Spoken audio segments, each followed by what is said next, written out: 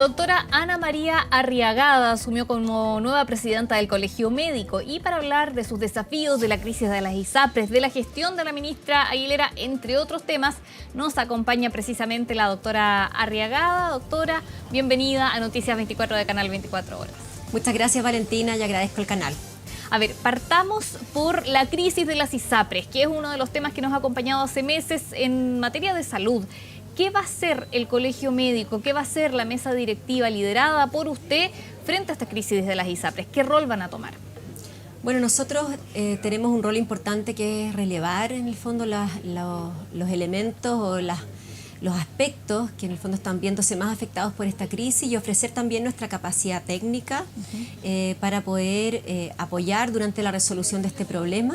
Nosotros tenemos indudablemente la mirada puesta primero en los pacientes, ¿cierto? En los pacientes que tienen hoy día preexistencias, en los pacientes que tienen enfermedades crónicas, en resguardar su salud, sus prestaciones, su atención. También en los pacientes que diariamente van a atenderse por modalidad libre elección, por ejemplo, y encuentran que los pagos tienen que ser tramitados directamente o que se cerraron convenios, en fin, todo el tema que los afecta mucho. Y en segundo lugar, nuestra mirada también está puesta en los médicos, en el tanto muchos de nosotros trabajamos en el sistema público, el sistema privado, un sistema que hoy está estresado, que por supuesto parte de su estabilidad depende de pagos y muchas veces de deuda desde las ISAPRES a las clínicas y por lo tanto nuestro rol por supuesto es relevar primero los pacientes, en segundo lugar al mundo médico y por supuesto aportar con toda nuestra capacidad para ser también un espacio que ayude, que coopere en el diálogo, que participe en el proceso, sobre todo diría yo, en el proceso que se está desarrollando un poco más allá de la ley corta y que tiene que ver con la discusión un poco del sistema de salud que queremos para nuestro país. Doctora Arriagada, ¿usted está de acuerdo en el diagnóstico que se ha hecho en este caso por algunos sectores de que si cae o empieza a caer el sistema de ISAPRES, también se termina afectando al sistema público de salud y a sus pacientes? Eso es indudable y yo creo que el esfuerzo de todos los actores hoy, el esfuerzo de la ministra de Salud, el esfuerzo de los parlamentarios, el esfuerzo del superintendente y por supuesto también el esfuerzo nuestro está precisamente en que la situación se estabilice, que haya certezas, que haya cumplimiento de un fallo, pero que el sistema de alguna manera pueda transitar de la forma más estable posible porque nosotros tenemos un sistema público, un sistema privado que están, la verdad, bastante entrelazados y tenemos además una lista de espera importante, entonces existen elementos que hacen que nos preocupa tremendamente que uno de los elementos del sistema de salud en Chile, como es el sistema privado y su aseguramiento, produzcan un desbalance que finalmente afecte el sistema en su conjunto y a los pacientes. La ley corta de ISAPRES, que lidera la ministra de Salud, Jimena Aguilera, ¿le parece suficiente? ¿Cómo ve esta ley corta de ISAPRES?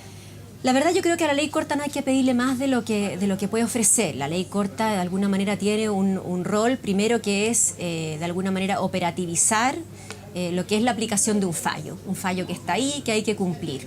Y por lo tanto la ley corta lo que busca es dar un cumplimiento a ese fallo de una manera que de nuevo garantice estabilidad al sistema, ¿cierto? Que las ISAPRES paguen un monto establecido de la deuda, que lo hagan en un determinado lapso de tiempo, que no retiren utilidades hasta que paguen esa deuda, ¿cierto? Que esa deuda se vaya pagando a las clínicas, pero también a los médicos que tienen ahí también sus sueldos, que no se traspase ese costo de una manera desmedida a los usuarios del sistema, que se proteja a aquellos que están en las ISAPRES hoy día y por lo tanto yo creo que la ley corta no hay que pedirle más de lo que va a dar porque efectivamente la ley corta no se va a hacer cargo de una reforma, es algo que hay que hacer prontamente porque los tiempos apremian y por supuesto hay señales que tienen que ver con otros elementos distintos del fallo y que tienen que ver con la prima GES y otros temas que también han de alguna manera puesto en jaque a las ISAPRES. Doctora, ¿y qué le parece la gestión de la ministra Jimena Aguilera? Porque hace 2 días, si es que no me equivoco, se rechazó uno de los puntos importantes de la ley corta, que era aumentar el plan base de los planes, aumentar el precio del plan base para de alguna forma solventar con esto el cumplimiento del fallo de la Suprema. Y ahí se ha criticado mucho la gestión de la ministra. La verdad a mí no me toca evaluar a una ministra. Creo que una ministra es evaluada por un gobierno. Por supuesto, uno puede tener una opinión como ciudadano. A mí, como presidenta del Colegio Médico, lo que me toca hacer es ponerme a disposición de ella. Por supuesto, reconocer, ¿cierto?, elementos que son positivos de su gestión.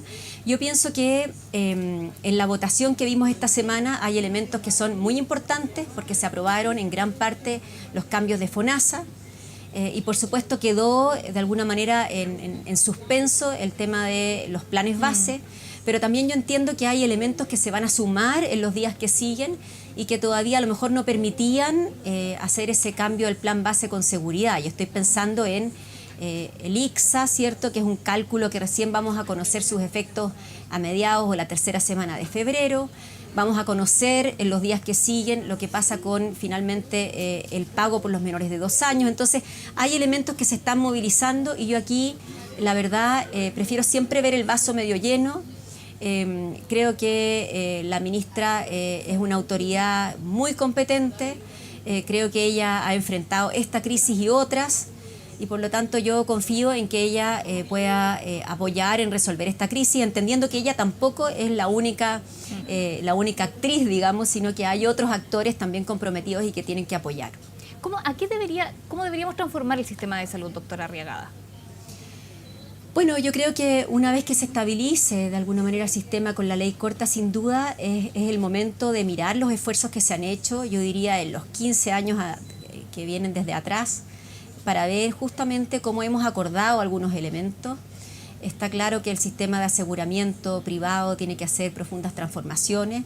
Está claro que no puede seguir eligiendo, descremando pacientes, atrapando pacientes.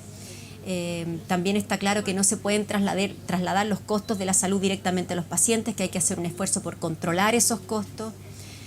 También que hay que mejorar la relación público-privada. También me parece que los médicos tenemos un rol en protocolizar, en trabajar por, en el fondo, que los médicos también del sistema privado se abran a atender pacientes por FONASA. FONASA tiene que hacer un trabajo importante en también aumentar los montos que paga por las prestaciones, de manera que no se traduzcan en deudas, sino que sean montos más cercanos a los montos reales. Parece muy importante el trabajo de FONASA en el sentido de hacerse cargo de estos pacientes que llegan, más los que ya tenía, y ofrecer un sistema que preserve la posibilidad que los pacientes tengan la modalidad libre elección, que haya este sistema de seguros, ¿cierto?, de segundo piso, y que podamos ir también definiendo, ir caminando hacia un sistema de salud que nos ofrezca una salud más equitativa, en que no veamos todos los años que hay costos que se trasladan a los pacientes, en que no veamos también, y estoy pensando no solo en los pacientes de ISAPRE, sino en todos los pacientes de este país que tienen un gasto enorme de bolsillo en medicamentos y en prestaciones. Doctora, ¿y qué hace, por ejemplo, con los médicos que no atienden por FONASA? El colegio médico tiene su mesa directiva, tiene, por ejemplo, entre sus planes de trabajo gestionar un poco este tema, quizás incentivar a los médicos a que atiendan por FONASA. ¿Qué se puede hacer ahí? La verdad es que existe la libre práctica profesional y uno no puede obligar a los colegas a atender por una u otra manera.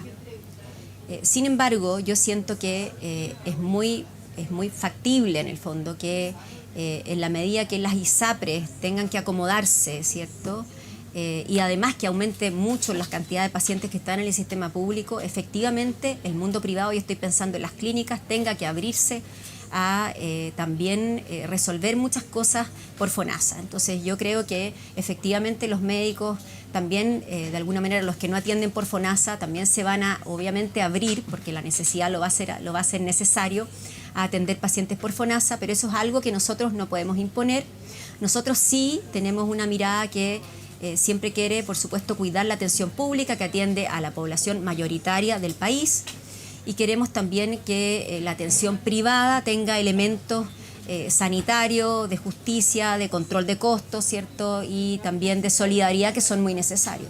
Doctora Arriagada, otro tema que ha estado presente este mes es la noticia de 44.000 personas que fallecieron en las listas de espera o esperando una atención. No necesariamente su muerte fue justamente por esa prestación que no recibieron, pero es una realidad y una cifra, un número de personas bien alarmante. ¿Cómo se puede gestionar el tema de las listas de espera, que avance más rápido? ¿Qué cambios hay que hacer en este tema?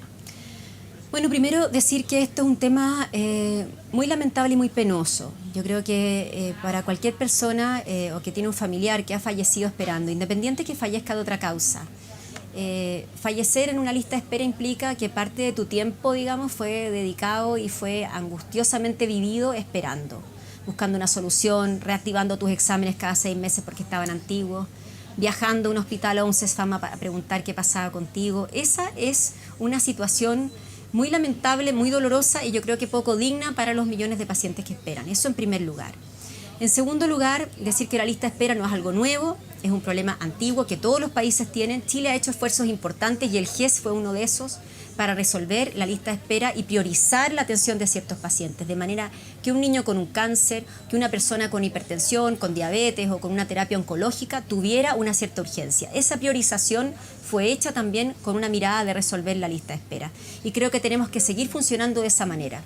Y para hacerlo, pienso que es muy importante el esfuerzo de acompañamiento durante la lista de espera. Creo que aquí hay una esfera donde el Estado debe modernizarse, en una ficha clínica única, en un seguimiento. Acá hay proyectos interesantes, por ejemplo, que hizo el Centro de Políticas Públicas de la Católica, que hizo un acompañamiento piloto de pacientes, de manera de estar monitorizando su situación, enterándonos a tiempo que se agraven para poder adelantarlos, sabiendo a tiempo que el paciente falleció por otra causa y por lo tanto sacándolo de la lista de espera y en fin, poder acompañar a un paciente. Es muy distinto que a mí me digan, mire, espere, yo no sé cuánto, no sé en qué lugar estoy, me trasladas pura angustia, a que tú me digas, mire, yo cada 2 meses lo voy a estar llamando, si en 2 meses más no lo han operado, vamos a contactarlo, vamos a actualizar sus exámenes, y si usted se agrava, nos vamos a comunicar con usted o este es nuestro teléfono. Y ese es un protocolo, un proyecto importante y que yo creo que se puede replicar en el país en la medida que tengamos los recursos, el recurso humano, ¿cierto? Y tengamos también como la posibilidad de gestionar. Pienso también que hay un tema de gestión que es importante y en eso el Ministerio está haciendo esfuerzos, especialmente la lista de espera quirúrgica, de justamente meterse en lo que es la gestión de los pabellones y en eso hay también experiencias exitosas que por supuesto deben impulsarse y deben hacerse más masivas en la medida que demuestren ser efectivas. Doctora Arriagada, hemos pasado por varios temas, pero quería llevarla a otro tema que también tiene que ver con la gestión. El Hospital Calvo Maquena, por ejemplo, también el Hospital San Borja, tienen el Calvo Maquena, pabellones quemados desde octubre pasado, hay 9 quirófanos que no están funcionando y 30 médicos del hospital enviaron una carta al diario El Mercurio denunciando este tema. También en el San Borja hace 3 años hubo un incendio y siguen atendiendo en containers. Por ejemplo, en esos temas, ¿qué puede hacer el colegio médico? ¿Hay algo que pueda hacer ahí? Y también, ¿dónde está la falla ahí? ¿Es en el Ministerio de Salud? ¿Es en las direcciones regionales? ¿Dónde está fallando ahí el sistema para que estos hospitales no hayan recibido recursos para ser arreglados a tiempo? Bueno, son 2 situaciones muy lamentables. El Colegio Médico ha estado permanentemente monitorizando y estoy hablando del Colegio Médico de Santiago, la situación del San Borja. Nosotros estuvimos tempranamente ahí apoyando a los equipos, hemos celebrado también sus avances y hemos recalcado sobre todo la resiliencia de un equipo de salud que ha demostrado un compromiso extraordinario de mantener la atención abierta en containers, en incluso lugares que eran destinados a la comunidad y que fueron, por ejemplo, el Centro de Atención Oncológica Infantil del Hospital San Borja. Este es un equipo que ha aguantado prácticamente 3 años atendiendo a las personas en containers y obviamente esa es una situación muy preocupante, cuesta mucho volver a arreglar un hospital y este es un país que tiene recursos limitados y por lo tanto cada vez que ocurre esto, por supuesto que es una tragedia por lo que producen las personas. En el caso del Hospital Calvo Maquena, yo me comuniqué tempranamente con la ministra y le hice ver que aparentemente acá hay en el fondo problemas de coordinación, especialmente de los traslados, que hacen que los pacientes y sobre todo los pacientes en primer lugar, sus familias, porque son niños, y los médicos se vean como sumamente estresados por trasladar pacientes. Menos mal aquí también la priorización funciona y hay por supuesto cardiocirugías, cirugías de trasplante que se han llevado a cabo con éxito, pero sin duda un hospital complejo como el Calvo Maquena, que no es capaz de operar, enfrenta esta situación con mucho estrés. En eso la ministra está haciendo un seguimiento y va a hacer un seguimiento más intenso de lo que es el proceso justamente de derivación de los pacientes mientras se lleva a cabo lo que es la reposición de pabellones, que es importante que las personas entiendan que construir un pabellón es la parte más compleja de un hospital. Doctora, ¿y ahí hay responsabilidades del Ministerio de Salud? ¿Es desde el Ministerio que no se gestiona, por ejemplo, los recursos para arreglar el hospital? Yo creo que el Ministerio está haciéndose responsable. Creo que el Ministerio tiene que optimizar probablemente lo que es la coordinación de los traslados. Creo que también acá hay una dirección de servicio que probablemente tiene que comunicar a los médicos los esfuerzos que está haciendo, de manera que los equipos médicos más o menos conozcan con claridad su situación y sepan los esfuerzos que se hacen. Porque sin duda, cuando uno habla con los actores, uno ve primero la preocupación médica, que a mí me parece muy fundamental porque significa que de alguna manera se hacen parte de lo que es, por supuesto, el destino y la solución de sus pacientes. Por otro lado, la dirección de un hospital que tiene que abocarse, ¿cierto?, a resolver el tema.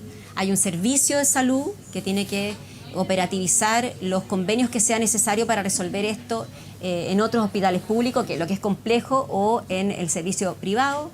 Y un ministerio que tiene que mejorar y optimizar también los procesos que dependen de ellos. O sea, esto de alguna manera se va a resolver en una red. Y nosotros como colegio estamos monitorizando esa red. Hemos tenido conversaciones en Santiago con los médicos que escribieron esa carta, estamos cerca de ellos, y también conversaciones con las autoridades que están a cargo del proceso. Ahí lo que ustedes pueden hacer es este rol como de mediador, ¿no? Entre estas dos partes, ministerio y los médicos. Absolutamente, ese es el rol ineludible de nosotros como colegio médico. Bien, doctora Ana María Arriagada, presidenta del Colegio Médico, iniciando su gestión. Gracias por esta conversación con Canal 24 Horas. Seguramente estaremos conversando de estos temas y otros que vayan surgiendo en la agenda del área de salud. Muchas gracias. Muchas gracias. Gracias a ti, Valentina. Buenas tardes. Chao.